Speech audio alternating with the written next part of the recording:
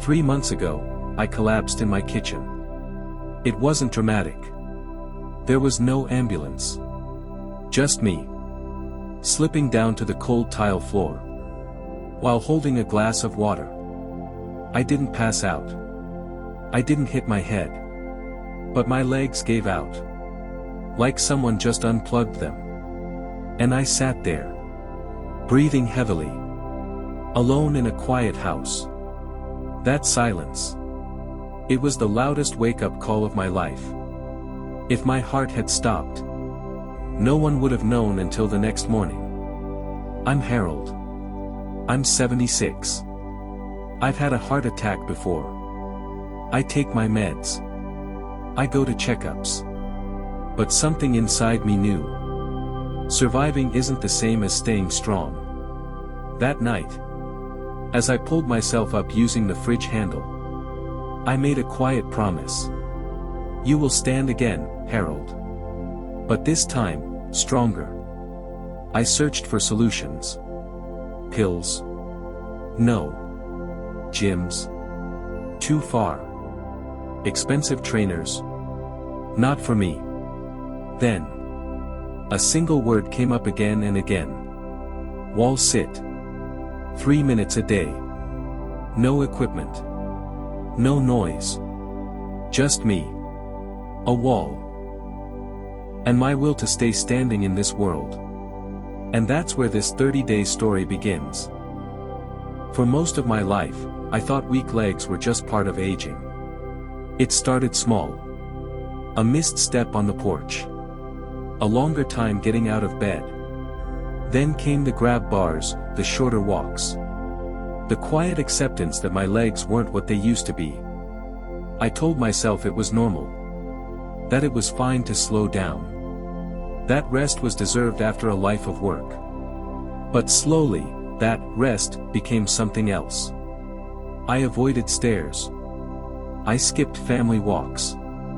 I stayed sitting longer after meals, after church, after almost everything.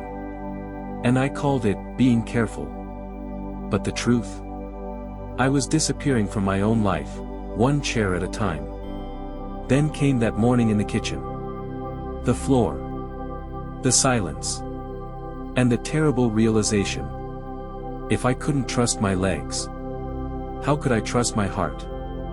That night, after I came back from the hospital, I sat down with my old notebook, the one I used to keep recipes and baseball scores. And I wrote at the top, why are my legs fading? I dug. I read. I searched through articles, pamphlets, and even health forums. And the more I read, the angrier I got. Because no one had told me that. Your legs are the second heart of your body. Not just for movement, but for blood flow, for balance, for pressure regulation. All those years, I thought I was protecting my body by sitting more. I was starving my heart of the help it needed. When you stop using your legs, your circulation weakens. Blood pools. Pressure rises. And over time, the heart takes the hit. That hit me hard. I thought I was being safe. But I was quietly making myself more fragile. I learned that older adults who keep their leg muscles strong, having better blood pressure, fewer falls, and even longer lives. Not because of magic, but because their bodies are still helping the heart, not making it do all the work alone. That changed everything for me. It wasn't about vanity. It wasn't about looking young. It was about showing up for the parts of me still trying to keep me alive. So I decided. I would start with the wall.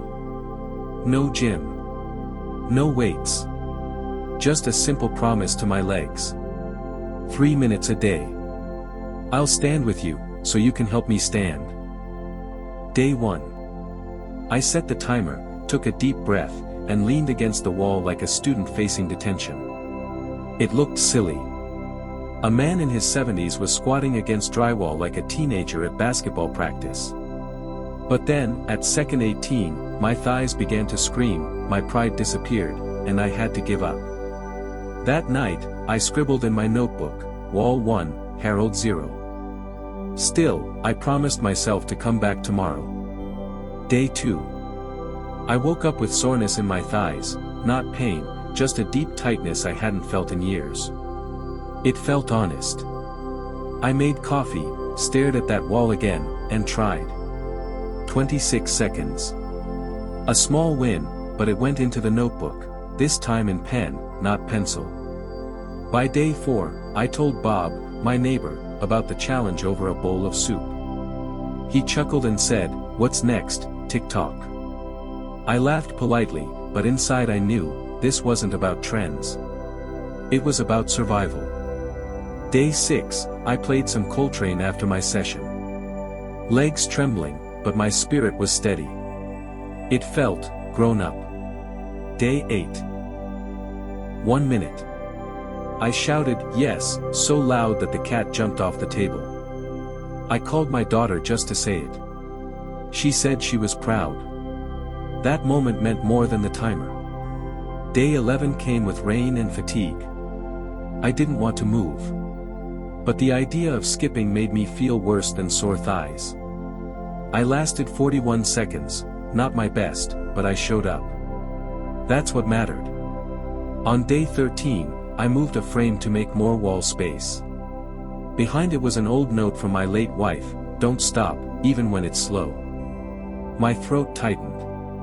I sat against the wall, wet-eyed, and held for 1 minute 12 seconds. Somehow, her voice helped carry the weight. By day 16, I felt strong, too strong. I aimed for 2 minutes but fell apart at 90 seconds. Lesson learned. I wrote in my journal, even Everest has ridges. Climb with respect. On day 18, I caught my reflection on the wall. My shoulders sagged, my face lined. But I was still steady. That, too, I told myself, was strength. Day 22, I did chores. Oatmeal, dishes, watering plants, without needing to sit every 5 minutes. That night, I sat for 2 minutes and 10 seconds. It wasn't about numbers anymore. It was about reclaiming ownership of my body. Day 24, my grandson sent me a meme. I laughed so hard I nearly tipped over, but caught myself. Reflexes were sharper. I was present again. Day 26, I forgot to set the timer. Just lowered down, breathed, and held.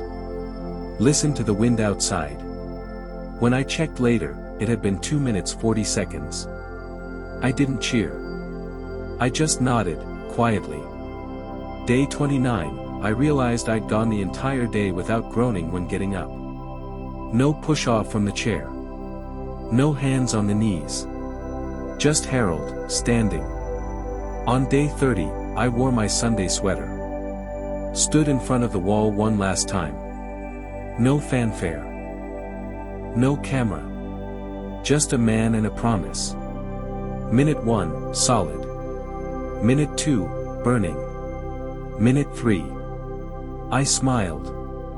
When the timer beeped, I stood up, not in pain, not in pride, but in peace. I looked at the old chair I used to lean on, and walked past it, steady and strong. I didn't just complete a challenge.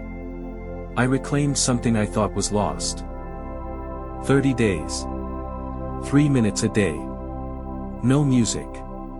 No mirror. Just me, and a wall that became more than just drywall. Initially, it felt like punishment.